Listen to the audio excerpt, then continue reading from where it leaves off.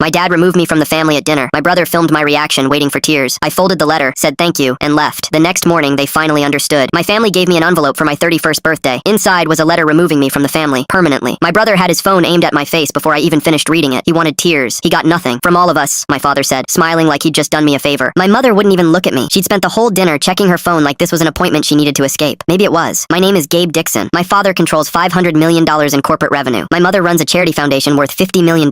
My brother just closed a $200 million acquisition. And me? I manage tables at a restaurant for $65,000 a year. That's all they ever saw. They didn't see the night I saved everything. 8 months earlier, a furious Japanese CEO arrived at our restaurant to find his table given away. He was ready to walk. The manager froze. I stepped forward, bowed correctly, and apologized in fluent Japanese. Not textbook Japanese. The kind that says I understand exactly how badly we failed you. I moved him to our private room. I rebuilt his entire evening from scratch. He signed a $2 million contract before dessert. My father's response when he heard, thankfully, someone with actual authority was there to close the deal. But someone else had been watching that night. Marcus Whitmore, CEO of Grand Plaza Hotels, 32 properties, $3 billion in annual revenue. His email arrived 3 days later. Mr. Dixon, I believe your talents are being wasted. Would you consider a conversation about your future? I didn't tell my family. I didn't tell anyone. 5 interview rounds over 3 months. A $285,000 salary. $500,000 in equity. A penthouse on the 47th floor. I signed the contract on January 10th. My start date was March 1st. My birthday dinner was February 28th. So when my father slid that gold envelope across the table, when my mother sat there silent and satisfied, when Ryan zoomed in for the perfect shot of my breakdown, I read it twice, folded it carefully, put it in my jacket pocket. Thank you, I said. This makes everything easier. Their faces cracked. Easier? My father sputtered. Written proof, I said, standing up, that I owe you nothing. Where are you going? My mother snapped. The show isn't over. I buttoned my jacket. My show starts tomorrow morning. I walked out through the restaurant, left them with their $800 champagne and their confusion and Ryan still recording. Except now, nobody was crying on camera. The texts started before I reached my car. Ungrateful brat. We gave you everything. Mom, you're dead to us, Gabe. Dead. Dad Ryan posted the video to the family group chat. Everyone piled on. About time. Cousin Jennifer couldn't even cry properly. Uncle Thomas, I screenshotted every single one. March 15th. Grand Plaza Ballroom. 500 of the most powerful people in hospitality. CEOs, investors, Forbes journalists. My mother was on the organizing committee. Front row table. She'd been networking all evening, telling anyone who'd listen about Ryan's latest deal. Then she picked up the program. Her face went pale. Keynote address. Director Gabe Dixon. Marcus took the stage. 8 months ago, he began. I witnessed a crisis handled with such grace that it became a $50 million opportunity. My mother's champagne glass trembled. This person was working as a floor manager, being told daily he wasn't enough. My father's jaw tightened. The people saying that had no idea what potential actually looked like. The spotlight found me in the wings. I walked out in a tailored charcoal Armani suit, the one my family called trying too hard. The room erupted. My mother's champagne glass hit the table and shattered. I didn't look at them first. I looked at the cameras, at the journalists, at 500 people seeing me for exactly who I was. Then I found their table. My father's mouth opened and closed. Ryan's phone clattered onto his plate, still recording the tablecloth. My mother gripped the program so hard it crumpled. I walked to the podium. I adjusted the microphone. I smiled, and I began to speak. The look on my father's face when security reached their table